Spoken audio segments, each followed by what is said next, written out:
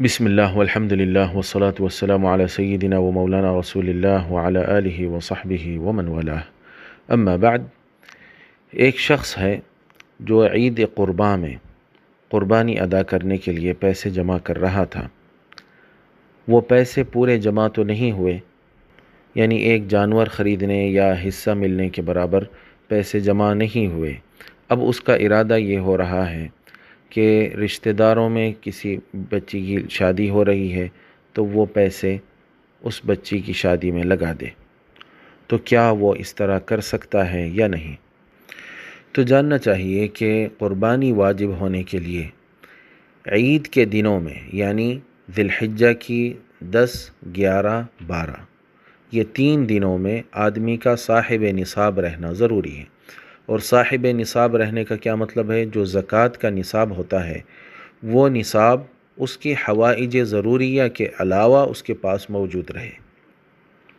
یعنی اس کی بنیادی جو ضرورتیں رہتی ہیں، جیسا رہنے کے لیے گھر ہے اور دیگر جو اس کے بنیادی ضرورت کی چیزیں ہوتی ہیں، اور اس کے بچے کے کھانے پینے، اس کے بچوں کے کھانے پینے وغیرہ کے جو اشیاء ہوتے ہیں، ان کا پہننا، یعنی بنیادی جو ضروری چیزیں ہوتی ہیں، ان کے علاوہ زکوٰۃ کے نصاب کے برابر اس کے پاس اگر پیسے ہوں یا سونا ہو یا چاندی ہو تو ایسے شخص پر قربانی واجب ہوتی ہے.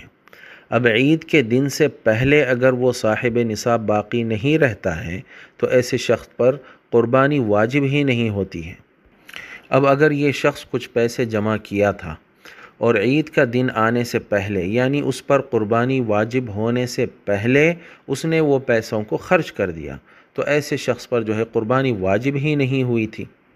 تو وہ اپنے پیسوں کو کہیں بھی خرچ کرے، کہیں بھی استعمال کرے، اس سے اس کو کوئی فرق نہیں پڑتا. اگرچہ کہ وہ پیسوں کو قربانی کی نیت سے جمع کر رہا تھا، پھر بھی وہ پیسے عام پیسے شمار ہوں گے.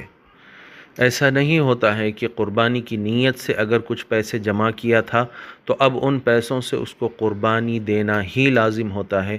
کوئی اور کام میں اگر وہ پیسوں کو خرچ کرے تو گنہگار ہوگا، ایسا کچھ نہیں ہوتا ہے. تو پیسے اگر قربانی ادا کرنے کے برابر جمع بھی ہو جاتے، تب بھی وہ اگر قربانی کا دن آنے سے پہلے، یعنی 10 ذی الحجہ 10 ذی الحجہ آنے سے پہلے اگر وہ کسی اور جگہ پر پیسوں کو وہ خرچ کر دے تو اس سے اس کو کوئی جو ہے فرق نہیں پڑتا ہے. اور قربانی کا دن آنے پر وہ اگر صاحب نصاب باقی نہ رہے اس خرچ کرنے کی وجہ سے تو اس کے اوپر قربانی بھی واجب نہیں رہے گی. اور وہ جو پہلے پیسے خرچ کر دیا، وہ پیسے خرچ کرنے کی وجہ سے وہ گنہگار بھی نہیں ہوگا. واللہ ورسولہ اعلم و احکم.